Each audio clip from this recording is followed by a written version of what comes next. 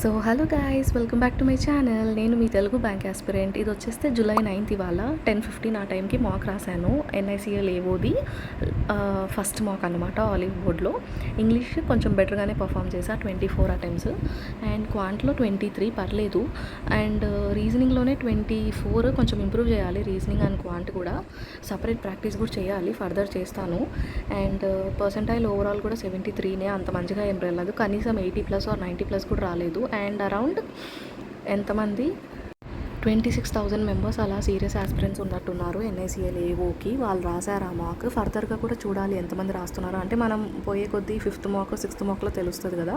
So I will see. ఫర్దర్గా కూడా daily ఒక్కొక్క మాక్ రాస్తాను.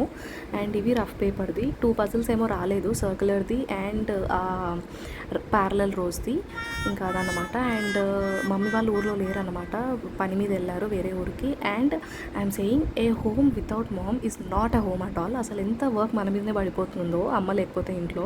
సో బయటికి వెళ్ళేది ఉంది, మళ్ళీ రిటర్న్ వచ్చి పని చేసుకోవాలంటే టైర్డ్ అయిపోతా అని చెప్పేసి మధ్యాహ్నమే అంట్లు దోముకొనేసి వెళ్ళిపోయాను అనమాట. ఎగ్జామ్ ఒకటే రాసా, ఇంకేం చదవలేదు ఈరోజు. బట్ కన్సిస్టెంట్గా కనీసం మాక్ అన్న రాయాలని చెప్పి రాస్తున్నాను. ఇంకా మధ్యాహ్నం అంట్లు తోమేసుకొని షాపింగ్కి వెళ్ళిపోయాను. ఈవినింగ్ 4కి వెళ్తే ఇప్పుడు 8కి వచ్చాను. ఇంకా రేపు చదువుతాను, అది నేను అప్లోడ్ చేస్తాను రేపు.